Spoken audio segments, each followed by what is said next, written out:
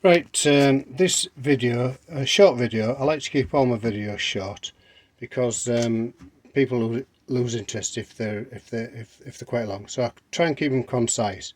This is regarding the tail shaft and the tail shaft selector rod that runs through it. Now, the reason I don't paint the tail shafts because they was never painted when they left the factory. And this is a really good example of what happens if you do paint the tail shaft. You know, if you've got a show car and everything looks really nice and, you know, you want it to look its best. Somebody's painted this tail shaft with black, probably black heat resistant paint. Now, you can see it's already flaked off. It doesn't look nice.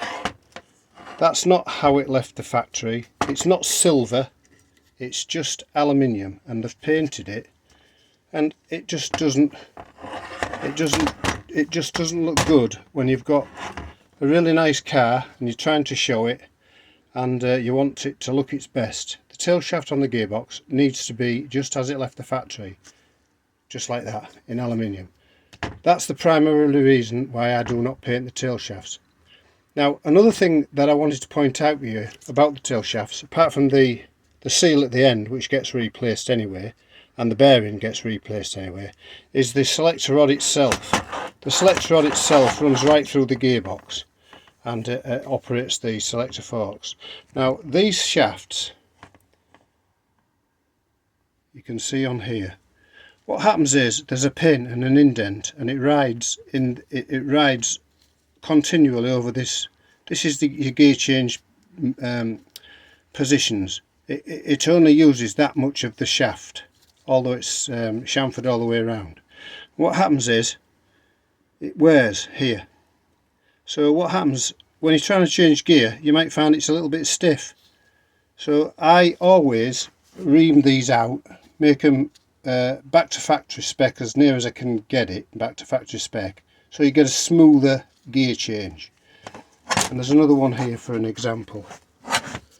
Don't know if this one's right.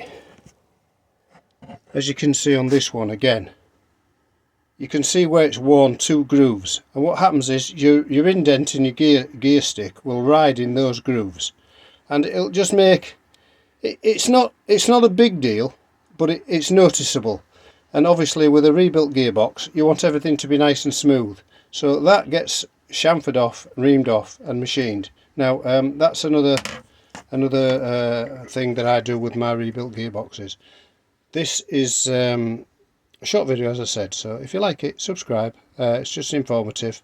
Don't paint your tail shafts unless you want them to look like this.